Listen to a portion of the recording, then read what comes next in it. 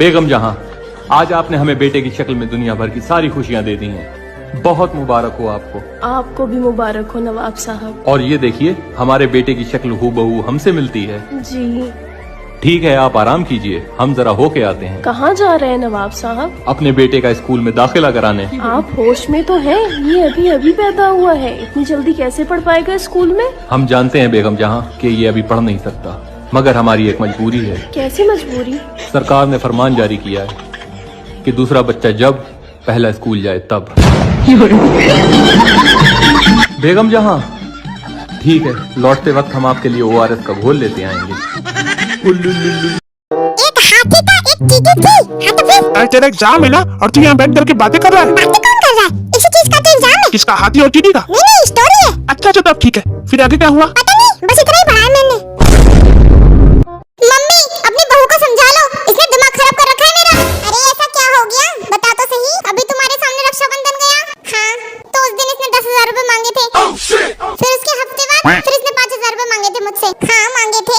अब पिछले 2 हफ्ते से कभी 2,000 मांग रही, कभी 5,000 मांग रही, कभी 10,000 मांग रही है। अरे अगर इसी हिसाब से ये पैसे मांगती रही तो मैं तो कंगाल हो जाऊंगा, बर्बाद हो जाऊंगा। बहू इधर आओ, तुम मेरे पास बैठो। जी मम्मी जी बोलिए। बेटा प्याऊंगी, तू मेरे सर पे हाथ रख और सच सच मुझे ये बता कि तू इतने पैसों का करती क्या है? अरे मम्मी जी, कभी दिए हो तो बताऊं मैं? हर टाइम बस मांगती रहती हूँ, कभी 2,000 दे दो, कभी 10,000 दे दो, लेकिन मिलते नहीं है मुझे। अरे क्या हुआ जंको, इतना शांत क्यों बैठा है? मम्मी से डांट खा गया यार। क्यों? अरे यार मम्मी बोलेंगी रिश्तेदार आ रहे हैं, कुछ लेते आ, तो मैं जाकर के ऑटो ले आया। अच्छा हुआ भाई लात नहीं खाया तू। रुको जरा। बताओ यार, क्या जमाना आ गया है। आजकल तो 8-9 साल के बच्चों के पास ही फोन होता है, और जब मैं 8-9 साल का था तो एक गुलाबी रंग का फोन होता था जिसमें गाना बजता था।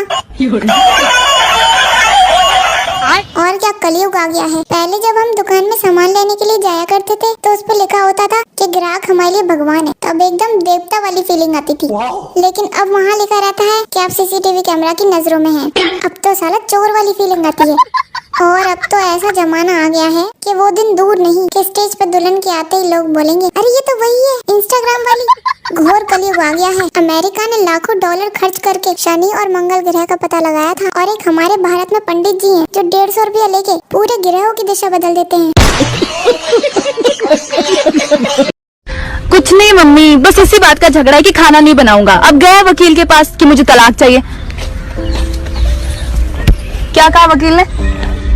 कुछ नहीं, वो कह रहा है बर्तन धो रहा हूँ, बाद में आना, फिर बात करेंगे। एक बार जल्दी से कविता रिवाइज कर लो। कविता, आज तो मैथ का पेपर है क्या?